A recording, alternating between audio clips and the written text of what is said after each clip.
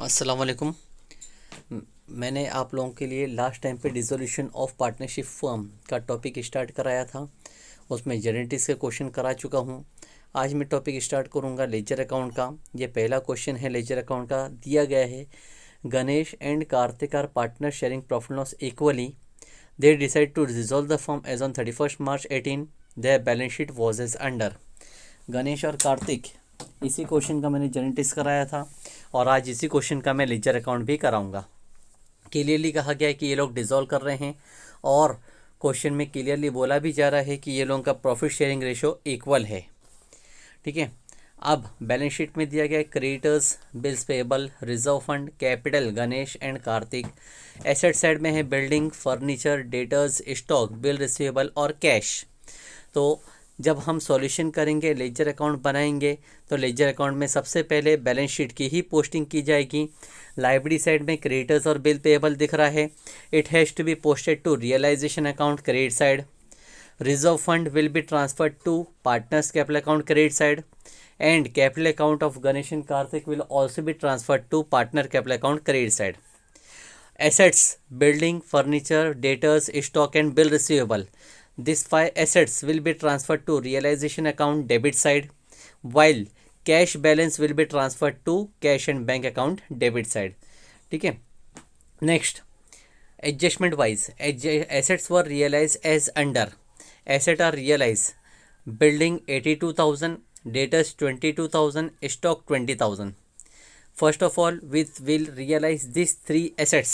Realization means we have sold or we have recovered cash from these assets. Building has been sold for 82,000, debtors has been recovered 22,000 and we have recovered 20,000 from stock. It will given effect in realization account credit side. इसका effect हम पास करेंगे realisation account के credit side में और cash and bank account के debit में। फिर आगे दिए bill receivable 3200, bill receivable 3200, we have collected 3200 from bill receivable. Same effect realisation account credit side and second effect cash and bank account debit side. Ganesh agreed to take over furniture 10,000, one assets furniture was taken over by Ganesh. effect will be passed on realization account credit side by the name of Ganesh and second effect partner capital account debit side. Realization expense amounted to rupees 2,000. We have paid expense of 2,000. This will be given effect on realization account debit side, while second effect on cash and bank account credit side. You are required to show the realization account, partner capital account and cash account. So we will prepare this 3 account. But one thing we have to note that is in this question adjustment there is no information given for any type of liability. So in absence of information we have to pay full liabilities, means creditors and bill payable are to be paid in full because information is not given, but then also we will have to pay them. So the effect will be realization account debit side and cash and bank account credit side. ठीक है। पहले हम लोग balance sheet का पूरा transfer कर देंगे, उसके बाद में हम ट्रांसफ़र करेंगे एडजस्टमेंट के। एडजस्टमेंट में लाइबिलिटीज़ के बारे में कोई इन्फॉर्मेशन नहीं दी गई है तो भी हम लोगों को लाइबिलिटीज़ को पे करना पड़ेगा। बैलेंस शीट में जो वैल्यू है उस वैल्यू पे करेंगे, तो ये याद रखना है हमको। ठीक है। अब क्वेश्चन सॉल्यूशन स्टार्ट करते हैं कुछ इस तरह से। तैयार करते हैं। सबसे पहले हम लोग फॉर्मेट में बनेगा realisation account, partners capital account और cash and bank account. Partners capital में हम लोग पार्टनर्स के नाम लिख के रखते हैं। पार्टनर का नाम है गणेश और सेकंड पार्टनर का नाम है कार्तिक। यही पार्टनर के नाम कॉपी कर लेते हैं नेक्स्ट कॉलम में भी क्रेडिट साइड में। ठीक है। अब पोस्टिंग करना शुरू करते हैं, सॉल्यूशन करना स्टार्ट करते हैं। तो सॉल्यूशन में सबसे पहले स्टार्टिंग होगी पोस्टिंग करना बैलेंस शीट से। बैलेंस शीट के लाइबिलिटी साइड में नाम दिया गया है क्रेडिटर्स और बिल पेएबल। तो क्रेडिटर्स और बिल पेएबल आउटसाइडर्स लाइबिलिटी है जिसको हम पोस्ट करेंगे रियलाइजेशन अकाउंट के क्रेडिट साइड में। हेडिंग लिखेंगे बाय सन्ड्री लाइबिलिटीज और लाइब्रेरीज के अंडर में हम लोग एक एक करके दोनों का नाम लिखेंगे। एक था क्रेडिटर्स और दूसरा था बिल पेएबल। दोनों का अमाउंट लिखते हैं फर्स्ट कॉलम में। क्रेडिटर है 18,400, बिल पेएबल है 5,600। तो जब दोनों का अमाउंट एडअप करते हैं तो टोटल हो जाता है 24,000। 18,000 प्लस 5 23 प्लस 400 और 600 1,000 तो 24,000 होता है। ठीक है। उसके बाद में था reserve fund. Reserve fund partner में डिस्ट्रीब्यूट किया जाता है। पार्टनर्स में लिखेंगे बाय रिजर्व फंड और रेशो में डिस्ट्रीब्यूट किया जाएगा। रेशो क्वेश्चन के स्टार्टिंग में दिया गया था इक्वल, तो वो 20,000 दोनों पार्टनर में इक्वली डिस्ट्रीब्यूट होगा। लिखेंगे 10,000 हर एक पार्टनर में। गणेश के कॉलम में 10,000, कार्तिक के कॉलम में भी 10,000। उसके बाद में है कैपिटल। तो पार्टनर कैपिटल का अमाउंट पार्टनर कैपिटल में ही आएगा। लिखेंगे पार्टनर कैपिटल में by balance brought down. Ganesh का अमाउंट है 40,000 और कार्तिक का अमाउंट है 80,000। दोनों का अमाउंट हमने पार्टनर कैपिटल में ही लिखे क्रेडिट साइड। तो लाइब्रेरी जितनी भी थी वो लाइब्रेरी की पोस्टिंग हम लोग क्रेडिट साइड में ही करते हैं। आउटसाइडर्स लाइब्रेरी से रियलाइजेशन के क्रेडिट में आएगा और पार्टनर से रिलेटेड है रिजर्व या कैपिटल तो पार्टनर से क्रेडिट में आता है। अब एसेट साइड में देखते हैं। बिल्डिंग है, फर्नीचर है, डेटर्स, स्टॉक, बिल रिसीवेबल, सबको रियलाइजेशन के डेबिट में लिखेंगे। सन्ड्री एसेट्स एक एक करके नाम लिखेंगे। बिल्डिंग का अमाउंट है 88,000। दूसरा नाम है फर्नीचर का अमाउंट है 12,000। नेक्स्ट है डेटर्स का अमाउंट है 32,000। फिर है स्टॉक और स्टॉक का अमाउंट है 24,000। नेक्स्ट है बिल्स रिसीवेबल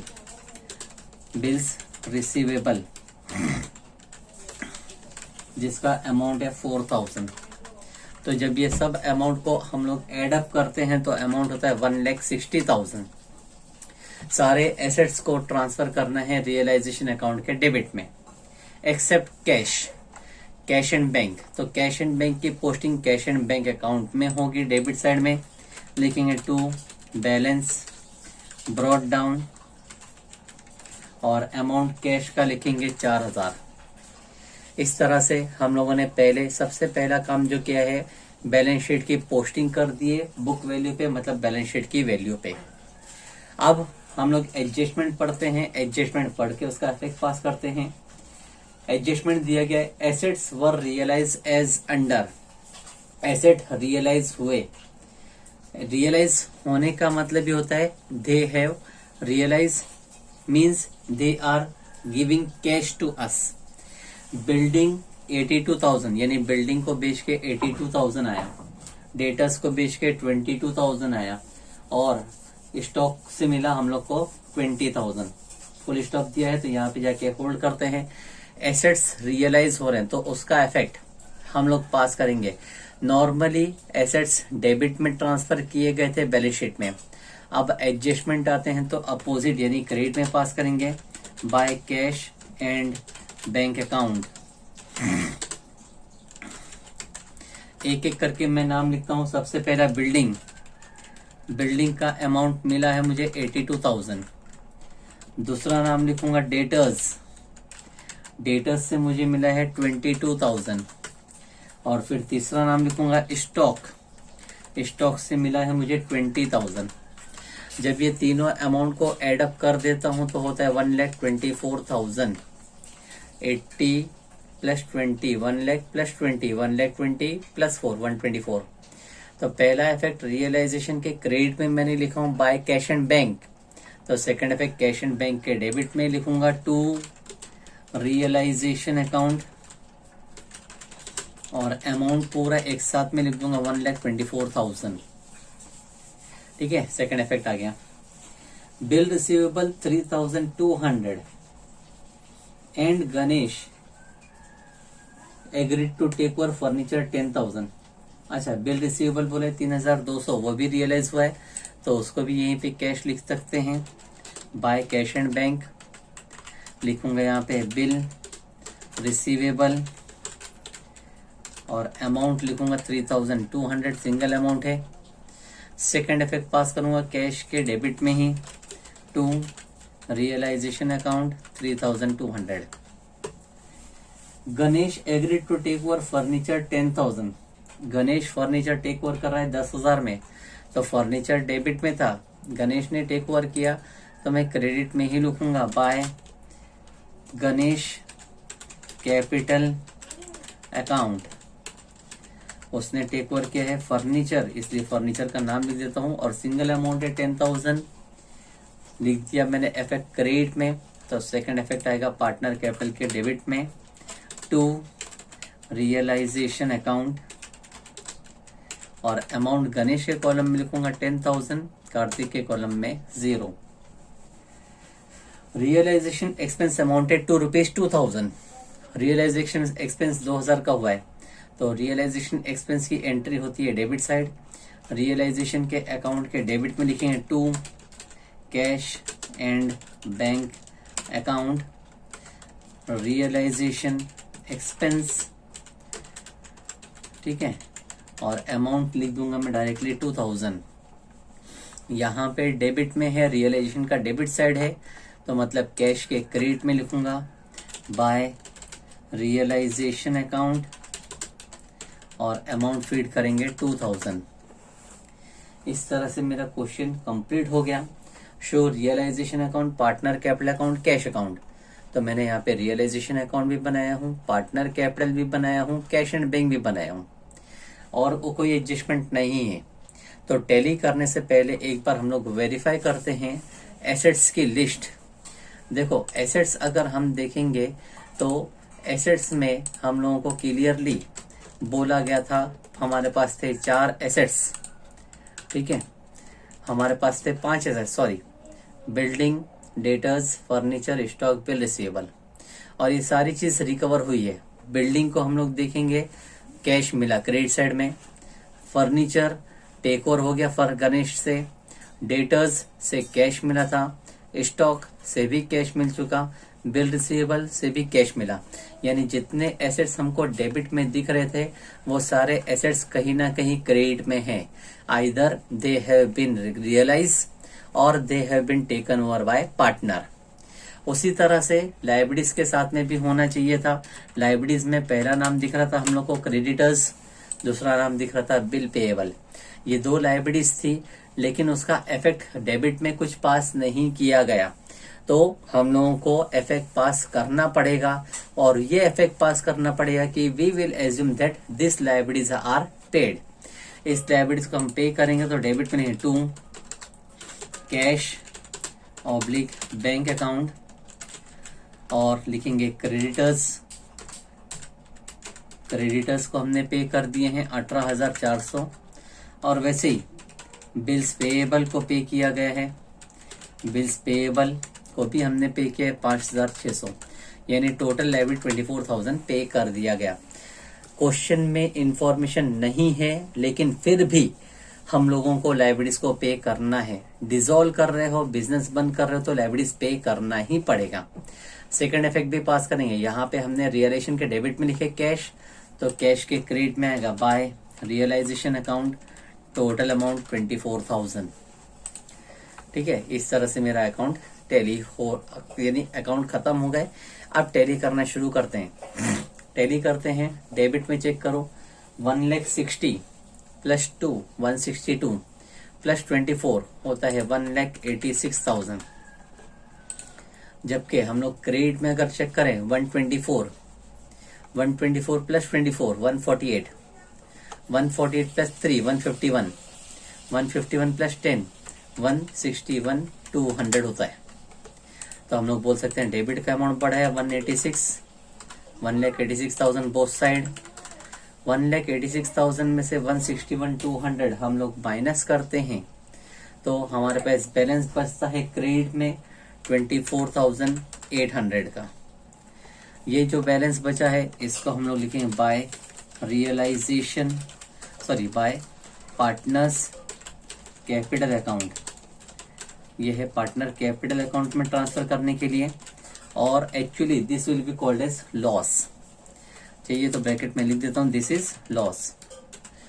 ठीक है, क्रेडिट में जो लॉस आया है ट्रांसफर करेंगे पार्टनर कैपिटल अकाउंट पे डेबिट में टू रियलाइजेशन लॉस, और रेशो में डिस्ट्रीब्यूट करना था 24,800, इक्वली बांटने का है तो आएगा 12,400 हर एक पार्टनर को।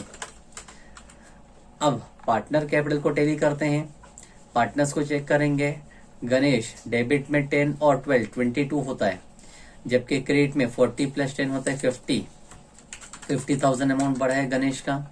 गणेश के कॉलम में लिखें दोनों साइड 50,000 में से 22 माइनस करेंगे तो बचेगा 28, 400 माइनस करना तो बचेगा 27,600। उसी तरह से कार्तिक का अमाउंट चेक करेंगे, डेबिट में 12,400, क्रेडिट का है 80 + 10 यानी 90,000, दोनों साइड लिखेंगे 90,000। 90,000 में से 12,400 माइनस करने का है तो बैलेंस बचेगा मेरे पास 77,600। ये दोनों बैलेंस बचे हैं, लिखेंगे टू कैश और बैंक अकाउंट। जो भी बैलेंस है, बैलेंस नहीं लिख सकते क्योंकि डिसॉल्व हो गया है, बंद हो गया है, तो हम लोगों को ये पेमेंट करना पड़ेगा कैश एंड बैंक में। पार्टनर्स कैपिटल अकाउंट के डेबिट में लिखे कैश एंड बैंक, तो कैश एंड बैंक के क्रेडिट में लिखना पड़ेगा हम लोग को बाय पार्टनर्स कैपिटल अकाउंट। ठीक है, पार्टनर्स कैपिटल अकाउंट में गणेश का नाम लिखूंगा पहले, गणेश जिसका अमाउंट था 27,600, और दूसरा कार्तिक जिसका अमाउंट है 77,600। टोटल करता हूं मैं दोनों पार्टनर का 77 और 27, 77 + 4 7 होता है 87 + 20 84 + 20 1,05,200 होता है टोटल अमाउंट। अब टैली करता हूँ कैश एंड बैंक अकाउंट को, 124 + 4 128, 128 + 3 131,200।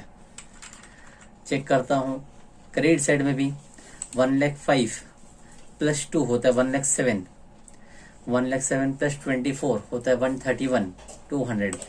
मेरी balance cash and bank account 131,200 पे टैली हो जाएगा। तो इस तरह से हम लोग पूरा सॉल्यूशन अकाउंट करेंगे लेजर अकाउंट का।